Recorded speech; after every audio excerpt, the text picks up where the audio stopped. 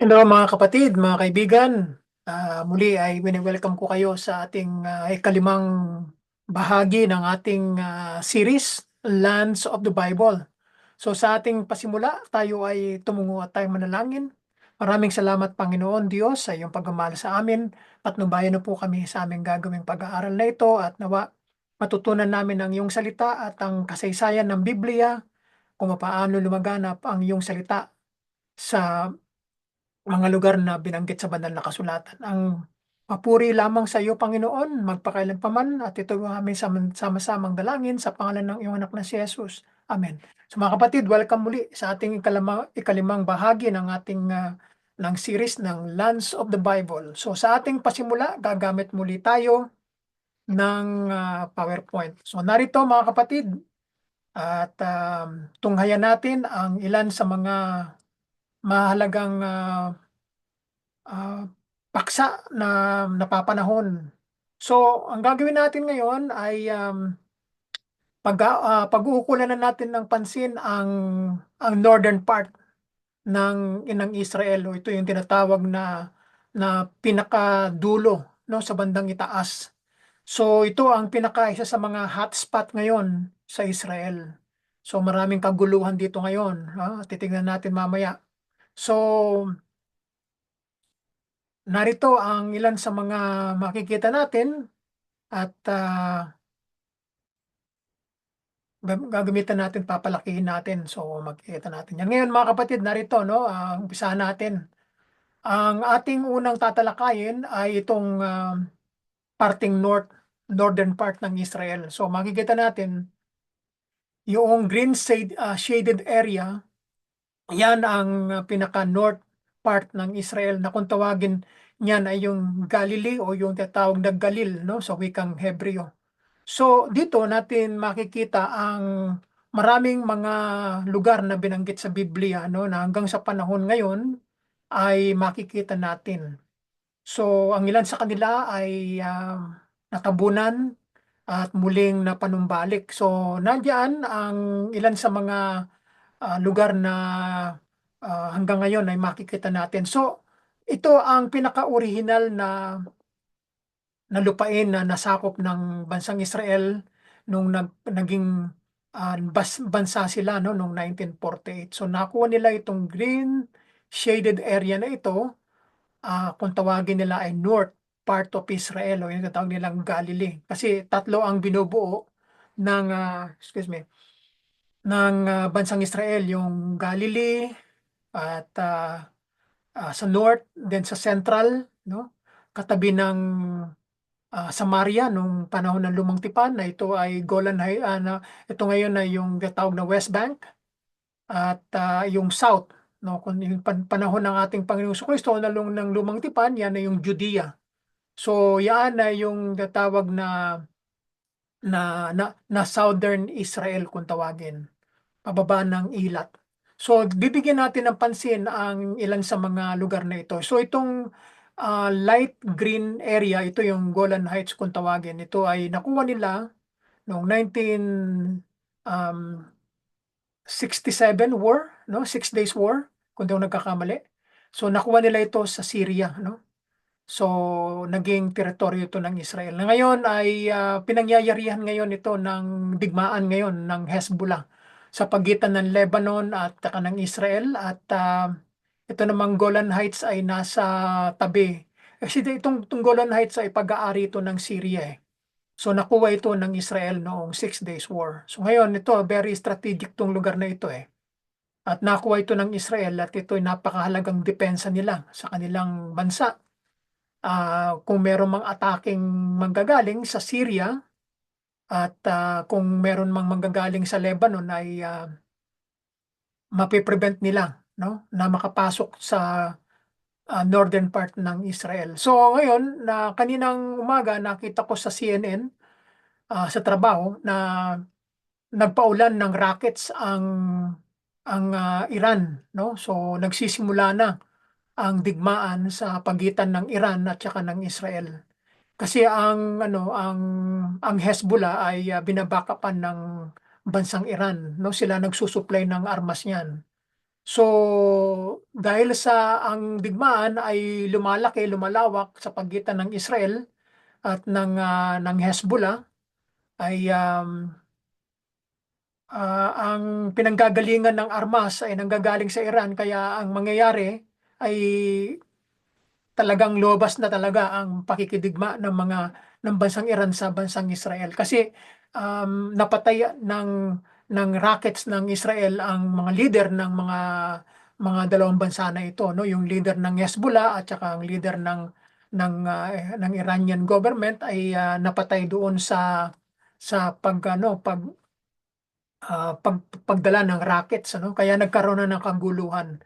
So ngayon titignan natin ang susunod na larawan at ah, titignan natin kung ano ang kahalagahan ng Galilee, no, sa banal na kasulatan. So itong mapa na nakikita natin, ito ay noong panahon ng ating Panginoong Kristo ay nabuhay. Ito ay panahon ng Roman Empire. So, hindi pa katulad ng mapa sa panahon natin ngayon, kung hindi ito ay mapa ayon sa panahon na sinakop ng Roma ang Middle East. So, makikita ninyo ang pagkabahabahagi ng mga teritoryo, excuse me, ng binigay sa anak ni Herod the Great, itong si Philip, ay binigay niya itong parteng Syria, no? Binigay niya yan. At dito naman sa Syria naman ay dapat ang Syria nasa kanan eh. So ang Syria ay nandito sa kaliwa. Kasi itong parting ito ay Lebanon, no? So noong panahon ng Roman Empire ay Tyre at saka Sidon, hindi nagbabago yung dalawang pangalan na yan eh. So itong Ptolemais, ito ay sa panahon ni Apostol Pablo, ito yung Acre o Ako kung tawagin yan. So yung Mount Carmel nandyan pa rin, ano, nung panahon na yon ng ating Panginoon Kristo, maging nung lumantipan, hanggang ngayon ay nandyan pa rin yan. So itong Galilee, hindi nawala yan. Talagang yan ang pangalan nila. So ito yung Sea of Galilee. So nariyon yung mga lugar na binanggit sa Biblia sa panahon ng ating Panginoong Kristo, no, sa mga ebanghelyo, yung Corazin, Capernaum, Genesaret, yun, Magdala, Tiberias, no, Bethsaida, Gergesa, ang dami, halos lahat yan ay binanggit sa banal na kasulatan. Itong Jotapata, hindi binanggit yan. Si Poris, ay hindi rin ito maaring binanggit. Hindi natin na ano yan, naalala yan. Yung Cana, Nazareth, Nain, binanggit yan. Yung Gadara, itong Hipos, hindi binanggit eh. Gergesa, binanggit yan. No? So, si Lucia, binanggit sa Book of Acts yan. Sa itong Caesarea Philippi, yan, binanggit yan. Itong lugar kung saan nagpunta ang Panginoong Kristo upang i-declare niya sa kanyang mga alagad kung sino siya. No, at ang wika ni Pedro sa Panginoon ikaw ang Kristo, ikaw ang anak ng Diyos na buhay, no? So, 'yon ang winika ni Pedro sa kanya. So, narito ang kahalagahan ng region ng Galilee. Sa wikang Hebreo, ang tawag nila diyan ay Galil, no? So, ito ay napakahalaga, no, sa lupain ng nasakop ng bansang Israel noong panahon ni Joshua. At ito ay pinakilala sa atin sa pagiging tahanan ng ating Panginoong Kristo, higit na partikular ang Lower Galilee, no? Ito yung Lower Galilee, no? Yung gitna, parting yan. Nasasakop niyan yung Cana at saka Nazareth, Nain, Yung upper naman ito, parte ng Corazin, Capernaum, Genesaret, saka Magdala. Nasa gitna naman sila. So, na kung saan ay lumaki ang Panginoon, no, sa Nazareth, at ginugol niya ang mas magandang bahagi ng kanyang buhay at ministeryo dito sa lupa nung siya ay nandirito pa sa lupa. Sinakop ng Galilee ang pinakahilagang teritoryo ng lupain ng Israel at ang Lebanon, na ito ngayon yung tinatawag na Tyre at saka Sidon, ay yan ang present Lebanon sa panahon natin ngayon. Ito ay hangganan nito sa hilaga at ang Jezreel Valley sa timog. Ayan.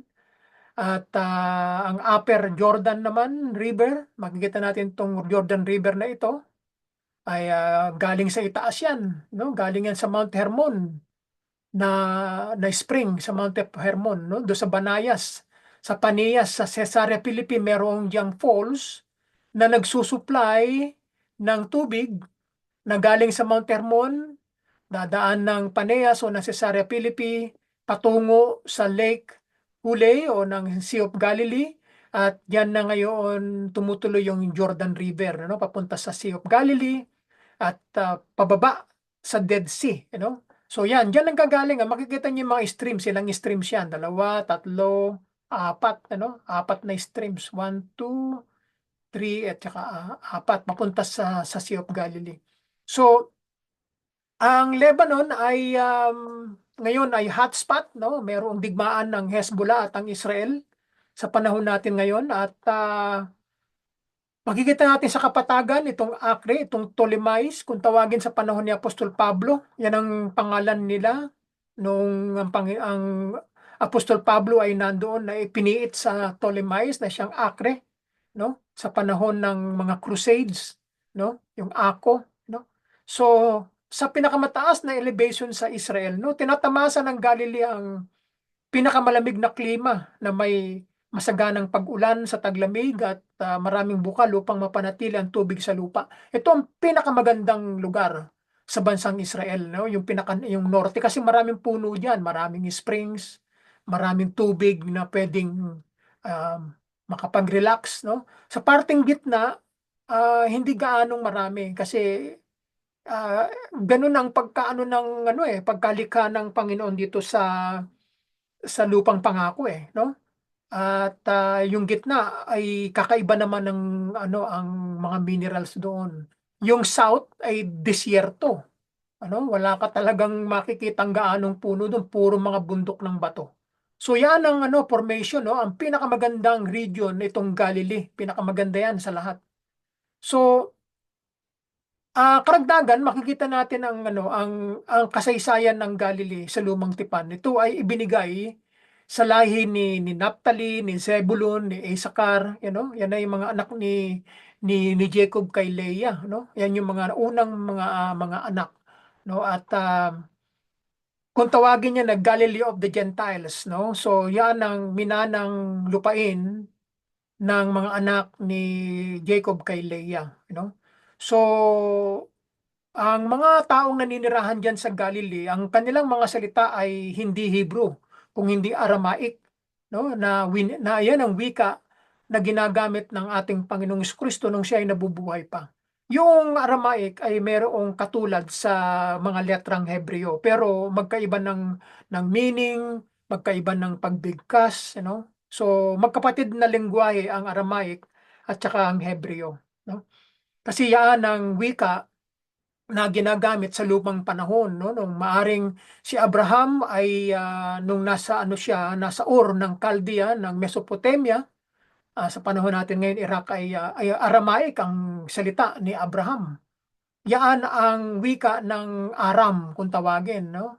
Yan ang wika ng ancient Babylon, yung Aramaic. Kaya lahat ng mga taong naninirahan diyan, doon siya tinatawag na crescent, yung fertile crescent kung tawagin, yung kung saan ng mga tao ay naninirahan noong unang panahon ay ang kanilang wika ay ang Aramaic. Hanggang sa ito ay nadala dito sa Middle East at buhay na buhay ang wikang Aramaic. No, nung ako'y natatandaan ko na pa yung mga ilang taon pa nakakalipas, siguro I would say na mga 15 years ago. Kasi mahigit na akong 18 taon na nagtatrabaho sa aking trabaho ngayon ay minsan meron akong nakasabay sa elevator, dalawang lalaki, ay pinakikinggan ko yung lengguwahe nila, no?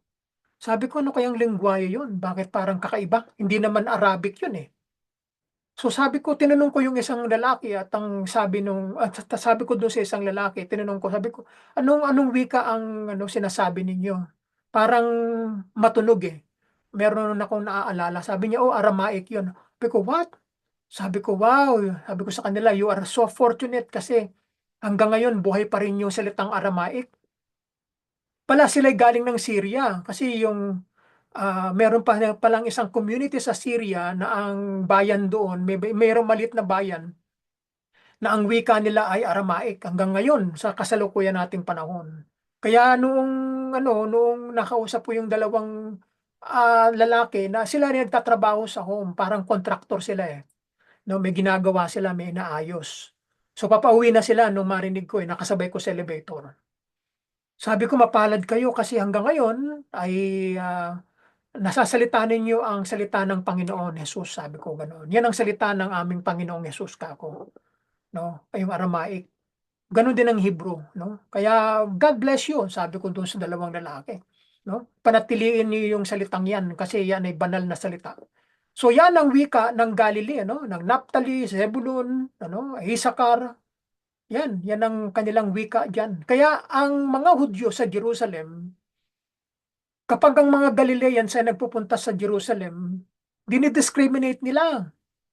Oh, yung mga ano, yung mga apostol, ano, ang turing sa kanila ng mga Pariseo, ng mga nasa templo ay mga illiterate, mga taong hindi nag-aral, mga taong fisherman, mga mangingisda, kumbaga sa panahon natin ngayon, mga walang alam sila, parang gano'n ang turing sa kanila.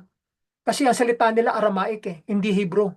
Kaya mababa ang tingin sa kanila. Ano, nung panahon na yan, meron na talagang racism sa Israel, yung mga Pariseo, yung mga high priest, no? Talagang dapat sila magbigay ng halimbawa Kaya ganun ang turing sa kanila Kaya yan ang dibisyon ng Holy Land, ano? Yung sa norte, Galilee, ang kanilang wika ay Aramaic at yung gitna naman, yung Jerusalem ay Hebrew, no?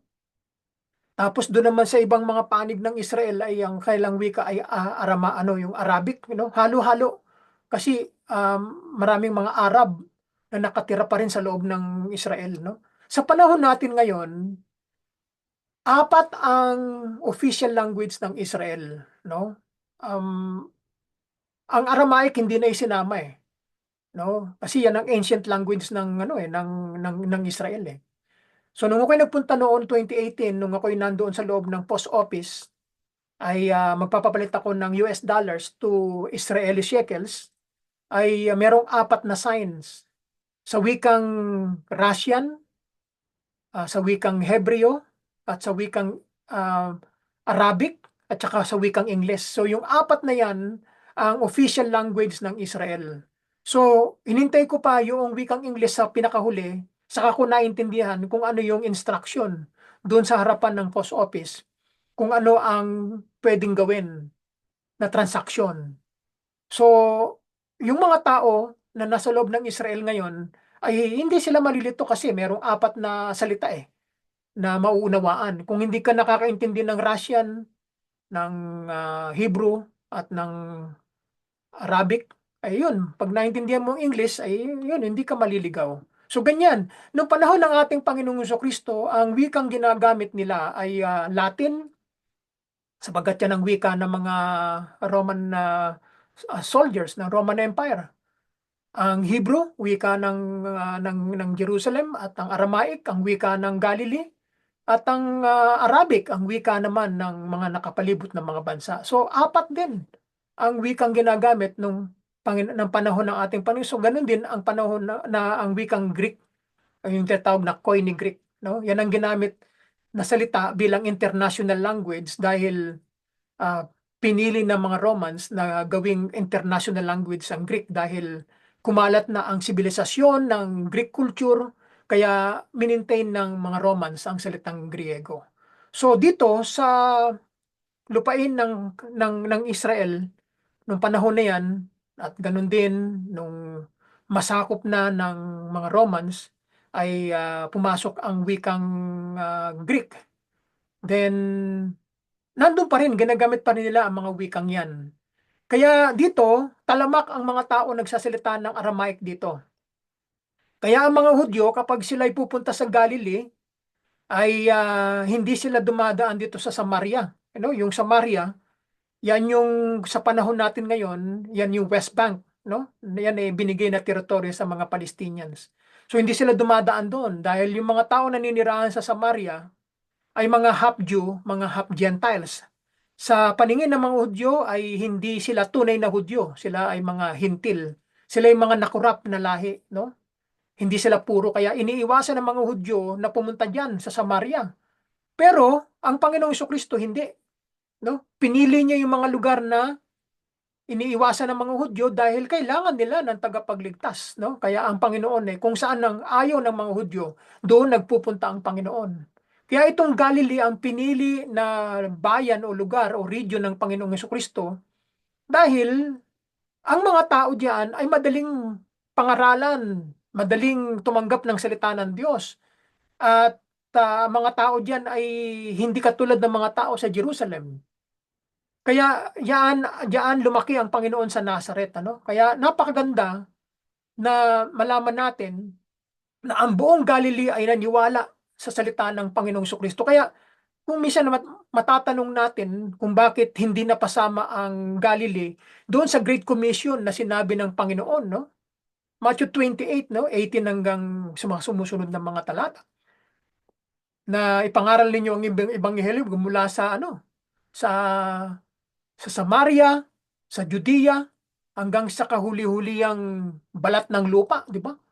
Pero bakit hindi sinama ng Panginoon ang Galilee, no? Bakit dapat binanggit lang mga Samaria, Judea, at saka ang huling hangganan ng lupa? Ang kasagutan diyan ay simple lang. Kasi nga, ang Galilee ay naniwala kay Kristo sa Panginoon natin, no?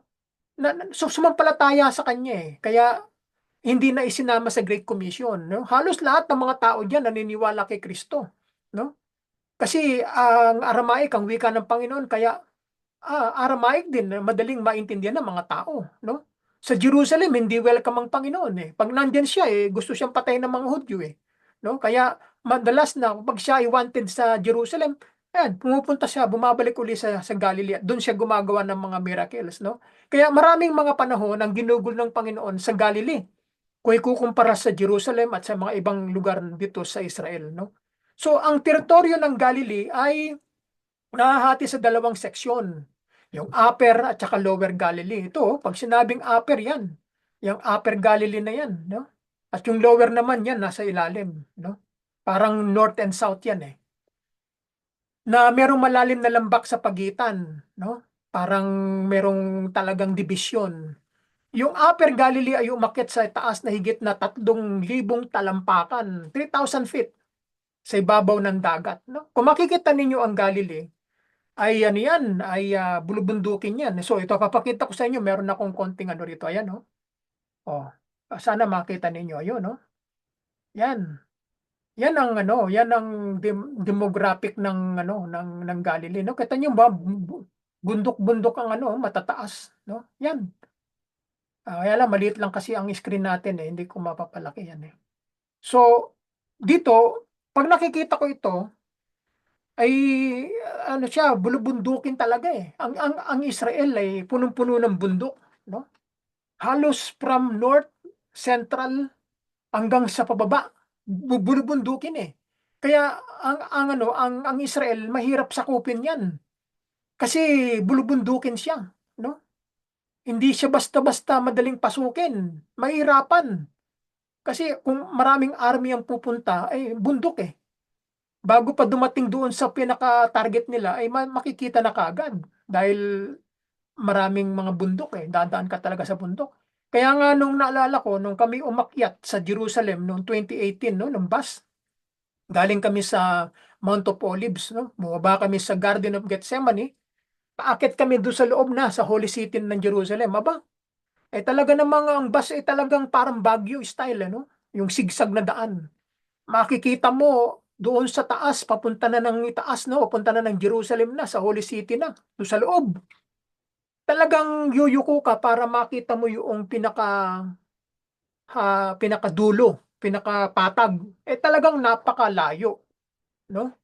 Talagang mataas na lugar. Kaya nga, ano ba, sinasabi ng Biblia, yung Mount Moriah, o bundok ng Moriah na inalay ni Abraham si Isaac sa Jerusalem ay mataas no inakyat nila. Ibig sabihin talagang mataas. Kaya pag sinasabi ng Biblia na at sila'y umahon, no? Pag sinabing umahon ay talagang merong tarik, merong pababa, no? At sila'y bumaba, no? Pagka ganoon, ibig sabihin galing sila sa itaas at sila'y bababa, no? Ganyan ang pagka sinasabi ng Biblia pinapaliwanag kung sila ay manggagaling sa sa patag at aakyat sila sa taas ng Jerusalem, may aakyat sila. O sabihin, aahon, no? Paakyat. Pag sila'y bababa na, edi pababa na sila. So yan ang ganun din ang Lower at saka ang Upper Galilee. Ay malalawak na lambak yan, no? Masaganang lupa, no? Nung kami nagpunta diyan ay talaga namang napakaganda talaga ng lupa. Mayaman, no? Sa mga halaman, sa mga puno, sa agriculture, tsaka sa mga pagsasaka, no? Doon nga sa tabi ng Capernaum, no? Nung kami nagpunta diyan ay pumunta ako doon sa tabi ng Sea of Galilee. At inano ko yung kamay ko, no? Kumuha ko ng konting tubig doon sa tabi ng Capernaum na kung saan ang mga apostol, sila Pedro ay nangingisda, ano? Doon sa mismong Capernaum na yun na lugar kung nandoon yung bahay ni Pedro, no? Yung yung tinatawag na White Synagogue. Kasi yung White Synagogue, ang mga 3rd century na yan sa Capernaum. Then doon nila inilagay yung White Synagogue sa ibabaw ng original na synagogue na pinasok ng Panginoong Kristo noong panahon niya. Kasi nawasak na yun Hindi na mo na makikita yung original synagogue na yun na pinasok ng Panginoon nung siya nabubuhay pa. So ang ginawa ng mga tao, ng mga Hudyo, ay doon nila ipinatong yung white na marmol na white synagogue doon sa ibabaw ng pundasyon ng original na synagogue nung panahon ng ating Panginoong Kristo. Kaya nandun pa rin. Kaya lang marmol na o white synagogue na yung nakalagay doon. Pero nawasak din, no? Kasi 3rd century. So makikita na lang ito, papakita ko sa inyo yung mga larawan sa mga susunod pa yan na mga na mga pag-present natin. Kasi matagal pa ito Itong ating series na to, matagal yan. So, sa Biblia, ang unang pagbanggit ng Galilee sa Biblia ay tumutukoy sa lokasyon ng Kedes, no? Isang lungsod ng kanluran sa bulubunduking lupain ng Naphtali. Ayun, itong Naphtali, yan, yung parting yan. Nasa parte ng Upper, Upper Galilee kung tawagin. No, yan, binanggit yan sa Joshua chapter 20 verse 7, chapter 21 verse 32, at saka 1 Chronicles chapter 6 verse 76. No, yan ang allotted land na binigay sa kanila, no? Na mismo ng Diyos ang nagsabi kay Joshua na yan ang ibibigay mo, no? Sa mga lahi ni Naphtali, ni Zebulun at saka ni Isakar. Yan ang tinatawag na Galilee of the Gentiles sa panahon na yan. So mayaman sa tubig, sa isda, ang Sea of Galilee at saka ang mga ilan sa mga lambak niyan. Imagine sa panahon natin ngayon, kung makikita ninyo ang Jordan River o ang Ilog Jordan. Libo-libo ng mga taon ang lumipas, pero hindi natutuyo. Oh? Ang mga river na yan, hanggang ngayon nandyan pa rin. No? Imagine, ang Sea of Galilee, libo-libo ng mga taon ay nandyan pa rin. Kuminsan yan, ang Sea of Galilee minsan nagkakaroon ng ng low tide. Kapag ka nagkakaroon ng low tide yan, ay lumilitaw yung mga nasa ilalim, no? Meron natuklasan diyan. Yung nakita namin na 3,000 years na-revive sa ilalim ng Sea of Galilee noong nagkaroon ng low tide, ay merong lumitaw na bangka na ginamit noong 1st century ng panahon ng ating Panginoong Kristo, no? Nakalagay yan doon sa sa Yigal Alon Museum, no? Diyan. Papakita ko rin sa inyo ang mga larawan sa darating pa, Kasi yan meron ako kasing lugar yan no? Bawat presentation may lugar, no? Kaya ipapakita ko sa inyo ang mga larawan sa mga susunod, no? Hindi niyo mamimiss yan.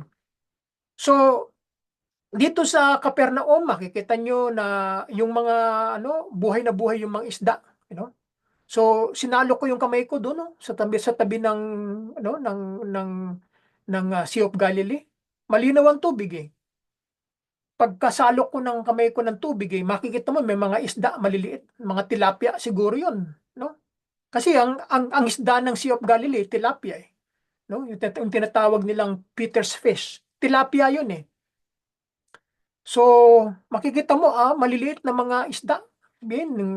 Talagang mayaman, no? Ang daming klase ng species na isda yan sa Sea of Galilee.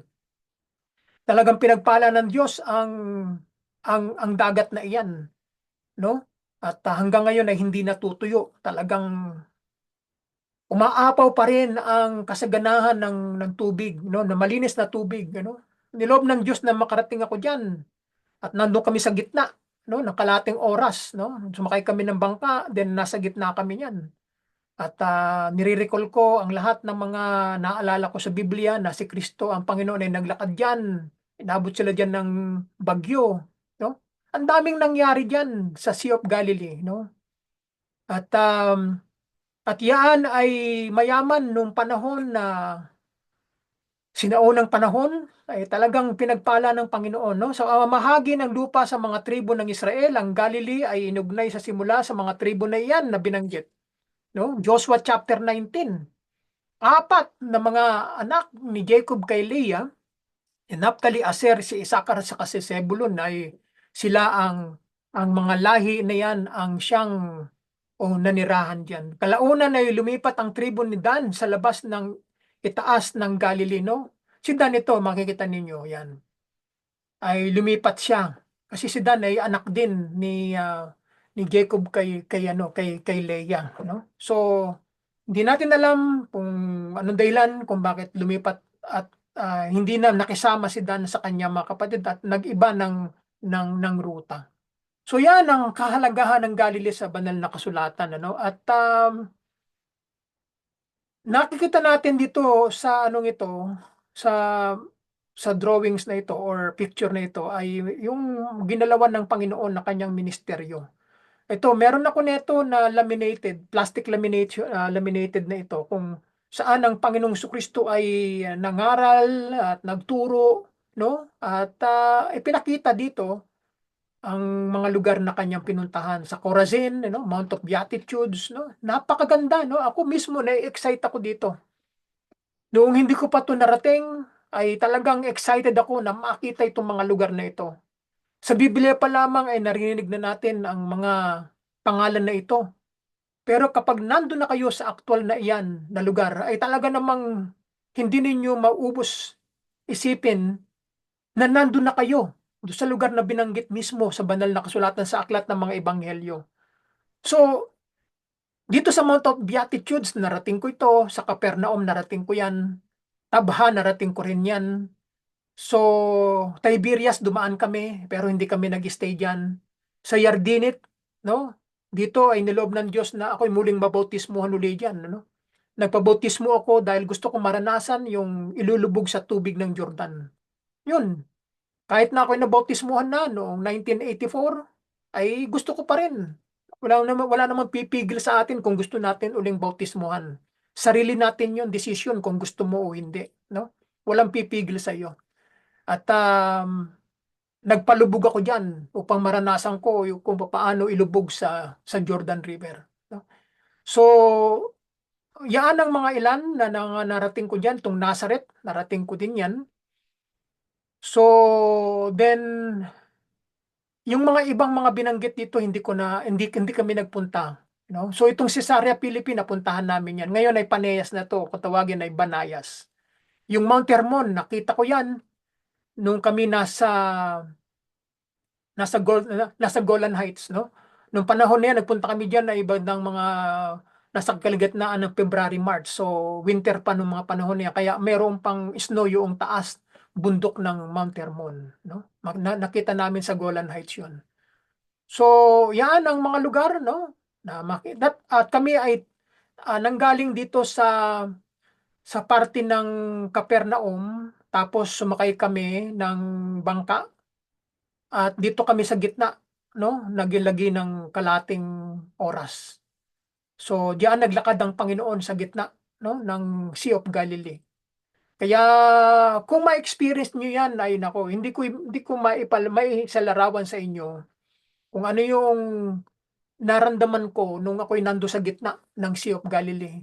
Para bang umaapaw na kaligayahan, kasiyahan na hindi ko may paliwanag, na parang naabot ko na yung matagal ko nang minimithi naranasan ko na, yung hindi ko pa na naranasan, ano? Yung simoy ng hangin, no? Natatandaan ko pa hanggang ngayon, no? Ang lakas nung simoy ng hangin na dumadampi sa yung pisngi, no? At talaga namang ganun ang nangyari sa mga alagad, no? Nung sila'y binabayo ng bagyo diyan. At sa akala nila lulubog yung yung bangka nila no? Kaya dumitaw ang Panginoon naglalakad no? Sa Sea of Galilee. No, yan ang kagandahan kapag nagbabasa tayo ng Biblia, pagkatapos ay naiintindihan natin ang binabasa natin, and then tapos napuntahan mo pa yung lugar, naku po, talaga namang wala ka nang mahihiling pa kasi naiintindihan mo kung ano yung binabasa mo.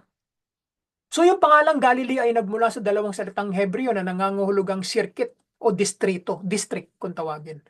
So yan ang rehiyon na itinawag na Galilea mula pa noong ikapitong siglo, no? 7 BC pa. Napakatagal na panahon na. Sa lumang tipan, ang Galilee ay walang kabuluhan sa kwento ng mga Israelita. No? Hindi binanggit sa lumang tipan. Wala So, hindi gaanong pinapansin, Ngunit, nung panahon ng bagong tipan, ang lugar na ito ay naging pansin sa paglaki nito bilang isang pangunahing sentro ng populasyon. Kung ano yung mga lugar na hindi binabanggit sa lumang tipan, ay siya namang lugar na binabanggit sa bagong tipan. Ganyan ang nangyari. Nag-iba ng kwento ng mga lugar. So, dumadaloy ang mga masasaganang mga batis dito mula sa ilagang kabundukan upang matustusan ng mga natubigan at matatabang lupain ng ng Lower Galilee, no? Sa bandang ilalim nito, no? Jordan River yan Sa Mount Tabor, Nain, yan ang mga southern part ng Galilee. So gayon din ang na ginawa itong perpektong lugar para sa mga pamayanan ng mga tao na makapal ng populasyon, na lumulobong mga populasyon. At gayon din ang dagat ng Galilee, nasa Lower Galilee siya. So bilang ang tanging malaking freshwater lake na ito sa region na ito, na hanggang ngayon ay freshwater lake pa rin hanggang ngayon, makikita mo, no? Na kulay blue talaga yan, ano? Kung ito nga makikita niyo sa picture kulay blue yung tubig, ay pag malayo kayo, no? Nung kami ay papunta pa lang diyan, kitang-kita mo na sa malayo yung Sea of Galilee, kulay blue talaga. Kasi bakit kulay blue? Kasi yung reflection ng langit at saka ng tubig ay sinasalamin ng tubig ang langit kasi kulay blue Kaya pag nakita mo, makikita mo yung kulay ng langit doon sa tubig ng Sea of Galilee kasi ang tubig ng Sea of Galilee parang salamin no? Sinasalamin niya yung kulay ng refleksyon. Kaya kulay blue nakikita doon sa tubig kung ano yung kulay ng langit, kulay blue. So, bilang ang tanging malaking freshwater na ito sa region na ito na ang Sea of Galilee ay nagdagdag ng isang maunlad na industriya ng pangingisda. Totoo yan, di ba? Hanggang ngayon ay hindi nawawalan ng isda ang Sea of Galilee. At sa iba pang mga kumikitang komersyal na aktibidad sa sa rehiyong ito kabilang ang pag-export ng mga olibo at mga butil, no? Yung mga pagkain, trigo. No? Kaya nung kami nagpunta dito sa Capernaum, nagtanghalian kami diyan, ay nako, ang mamahal ng pagkain, yung isang pirasong isda na kung tawagin nila ay Peter's fish, yung tilapia, $25 way back 2018 pa yon. Sa panahon natin ngayon, baka hindi na $25 yon. No? US pa yon Oh. Kaya ang ginawa ko, sabi ko, hindi ko kaya, medyo malaki yun kasi um, m- na, natikman ko na naman ang tilapia So, ang kaibahan lang, yung tilapia ay nanggaling sa Sea of Galilee, tapos niluto sa olive branch.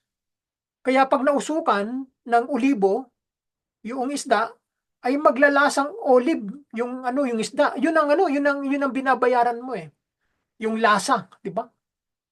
Kuminsan kapag tayo kumakain ng ng tilapia, o minsan lasang putik Kasi hindi hindi naluluto ng maayos o yung kahoy na ginamit ay ordinaryong kahoy, kaya yung lasa ay kakaiba. Pero sa Israel, kapag bumili ka ng Peter's fish at pinirito nila, ay ginagamit nilang kahoy ay yung olive branch, you know. Kaya kapag pumasok yung aroma, yung usok doon sa isda ay nagkakalasa ng olibo, no? Kaya masarap, ibang lasa, no? Yung lasa ang binabayaran diyan eh, no? Kaya yan no, kung kayo ay makaka-experience niyan ay bahala kayong mag-describe kung ano yung na-experience ninyo, no? Yan ang ano, yan ang kagandahan kapag kayo ay nag-a-adventure, ano? So yan ang kahalagahan kapag kayo nagpunta sa Galilee sa panahon natin ngayon. Pero kailan pa? Ano kasi may digmaan. Hindi tayo basta-basta makakapunta diyan. Walang flights eh, no? So dito ay okay, so makikita niyo yung Upper Galilee at saka itong Lower Galilee, no? So yan. So dumating na yung oras ko eh, no? Kaya binigyan na ako ng warning eh, no, na so siguro tatapusin ko muna tong slide na to tapos ihinto natin at itutuloy natin yung second part nito para hindi gano'ng mahaba, no? So, ito na yung pinaka-conclusion natin itong slide na ito. Yung Upper Galilee, ito ay itaas ng Galilee yan eh, kung minsan eh, tinatawag na Galilee ng mga hintil, yung Galilee of the Gentiles na binabanggit sa banal na kasulatan, Matthew chapter 4 verse 16, no? Excuse me. Yan ay binabanggit ng prophecy, no? Then inuulit-uli na diyan lilitaw ang Mesiyas eh sa Galilee of the Gentiles, no? Diyan lilitaw. Diyan makikilala ang Mesiyas. Marahil dahil ito ang nag-host ng iba't ibang mga hindi Hudyong naninirahan, kabilang diyan yung mga Phoenician. Yung mga Phoenician yan yung mga modern Lebanese eh. Mga sa Lebanon yan eh. Yan yung mga galing sa Tyre at saka sa Sidon, you know, Syrian at saka mga Sidonian. So ang mga Hudyong naninirahan sa ibang bahagi ng Israel ay madalas na tumitingin sa mga taga-Galilea bilang mga atrasado, hindi sopistikadong mga tao, no? Minsan ang kanilang paghamak sa mga taga-Galilea ay naitala sa banal na kasulatan, no? Katulad halimbawa sa Juan 7:52, no? Ganun ang paghamak nila sa mga taga-Galilea, no? Para mapuro lang kanilang mga pananalita, hindi mahusay magsalita, no? Mga pananamit nila ay hindi katulad ng mga pananamit ng mga taga Jerusalem, no? Edukado ang mga galing sa Jerusalem, matatalino, magagaling, you know? Yan ang sinasabi ng mga Hudyo patungkol sa mga taga Galileans. Kaya noong ang Panginoong Kristo ay ipinako na sa krus, yung hinahatulan na sa Jerusalem, di ba? 3 beses na pinagkanulo ni Pedro. Nakilala si Pedro eh dahil doon sa kasuotan niya eh. Sinabi nung una eh, isa kang Galilean. Eh, follower ka ng Kristo. Oh. Sabi ni Pedro, oh, hindi ko kilala yan. Kasi nalaman na siya ay follower ni Jesus dahil doon sa kanyang accent, yung kanyang Aramaic accent. Hindi katulad ng mga Hebrew yan eh, yung accent eh. Kaya madaling malaman kung ikaw ay nagsasalita ng Aramaic kasi doon sa pangungusap mo. Kumbaga sa ating wika, ikaw ay merong accent ng Pampango, Ilocano, no? Yan, Bisaya, no? Bisaya ka man gid dong, ganun. Tapos sa madaling malaman eh kung taga saan ka eh. Kaya ganun ang pagkakilala kay Pedro. Nakilala kagad siya na taga Galilea, no? So ang hindi nakakatulong sa mga bagay ay ang katotohanan ng mga taga Galilea ay may natatanging dialekto na madaling naunawaan ng mga Judeans kasi nga ang Hebrew at saka Aramaic ay related language, magkapatid na lengguwahe, no? Kumbaga sa ay sumusunod ang Aramaic sa Hebrew, no? Magkatulad eh. Kaya lang magkaiba ng pronunciation. Pero pareho ng ng consonant 'yan eh, no?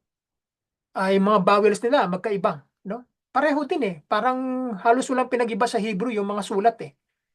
So Marcos 14 1470 ng Marcos, no, binanggit 'yan. Ang mga taon ng pagkabata ng ating Panginoong Kristo ay ginugol niya sa Nazareth, di ba? And from the age of 12, di ba? Ay doon nananirahan ng Panginoong Kristo from childbirth.